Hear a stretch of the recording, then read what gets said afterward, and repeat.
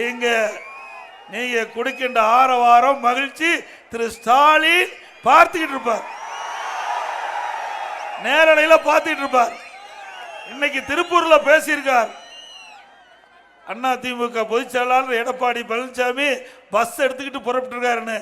திரு ஸ்டாலின் அவர்களே பஸ் எடுத்துட்டு புறப்பட்ட காரணத்துல தானே நீங்க மிகுந்த அதிர்ந்து போயிருக்கிறீங்க, அதிர்ச்சியில இருக்கிறீங்க.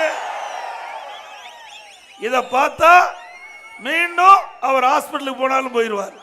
தென்கனி கோட்டையில் இருக்கிற மக்களுடைய வெள்ளம் ஆரவாரம் நீங்க முகமலர்ச்சியோடு எப்படியோ நேரலையில பார்ப்பாரு. பார்த்துட்டா அவர் அதிர்ந்து போய்விடுவார்.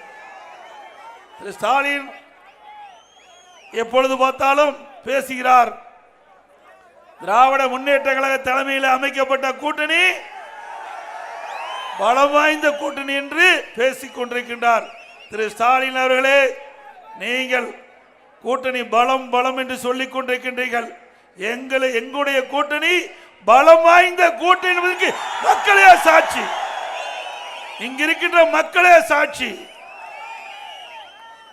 அதிமுக பாரதிய ஜனதா கூட்டணி 2026 சட்டமன்ற பொதுத் தேர்தலில் அதிக இடங்களிலே வெல்லும், வெற்றி பெறும்.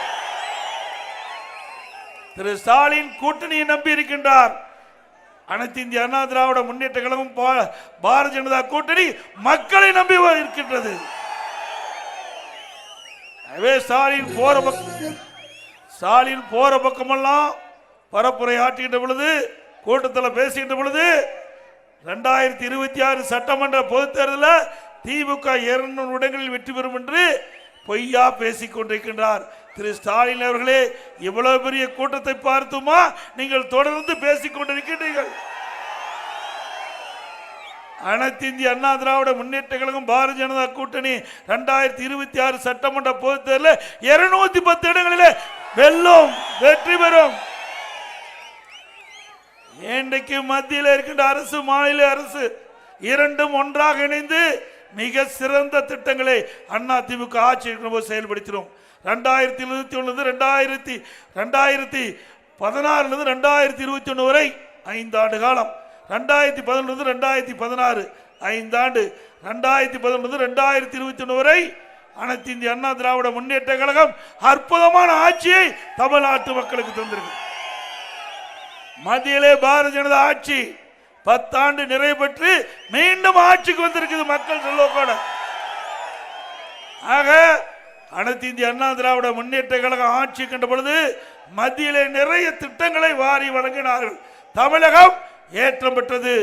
இன்றைய தினம் தமிழ்நாட்டில் இருக்கின்ற திராவிட மாடல் அரசு என்று சொல்லிக் கொண்டிருக்கின்ற திரு ஸ்டாலின் அவர்கள் மத்தியிலே இருக்கின்ற அரசோடு இணக்கமாக இல்லாத காரணத்தினாலே நமக்கு கிடைக்க வேண்டிய நிறைய திட்டங்கள் வராமல் போய்விட்டது.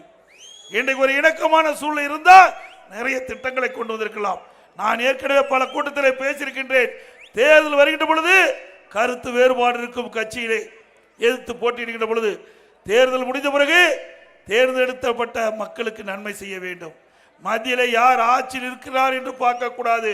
தமிழகத்திலே என்ன திட்டங்களை கொண்டு வருவதற்கு மத்தியில் இருக்கின்ற ஆட்சியாளர் பெற வேண்டும் என்ற எண்ணத்திலே மாநில அரசு செயல்பட்டால் தான் ஓட்டு போட்ட மக்களுக்கு நன்மை செய்ய முடியும்.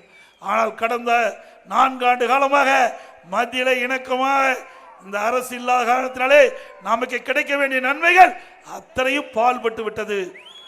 ஆகவே அடுத்த ஆண்டு நடைபெற்ற சட்டமன்ற பொதுத் தேர்தல் மூலமாக அனைத்து இந்திய அண்ணா திராவிட முன்னேற்ற கழக தலைமையில் அமைக்கப்பட்ட கூட்டணி மிகப்பெரிய வெற்றி பெற்று ஆட்சி அமைக்கின்ற பொழுது மத்தியிலே நிறைய நிதிகளை பெற்று நிறைய திட்டங்களை பெற்று தமிழ்நாடு இந்தியாவிலேயே முதன்மை மாநிலமாக உருவாக்க அதிமுக அரசு பாடுபடும். இன்னொன்று பேசுகிறார் போரிடத்தில் எடப்பாடி பழனிசாமி பாரதிய ஜனதா கட்சியிட்டு அடிமையாக இருந்து விட்டார் என்று தவறான பொய்யான அவதூறு பிரச்சாரத்தை பரப்பி வருகிறார். திரு ஸ்டாலின் அவர்களே, நாங்கள் சரியான பாதையிலே போய்கொண்டிருக்கின்றோம். எங்களுடைய பாதை சரியான பாதை. அனைத்து இந்திய அண்ணா திராவிட முன்னேற்ற கழகம் பாரதிய ஜனதா கூட்டணி வைத்தவுடனே திரு ஸ்டாலினுக்கு பயம் வந்துட்டது.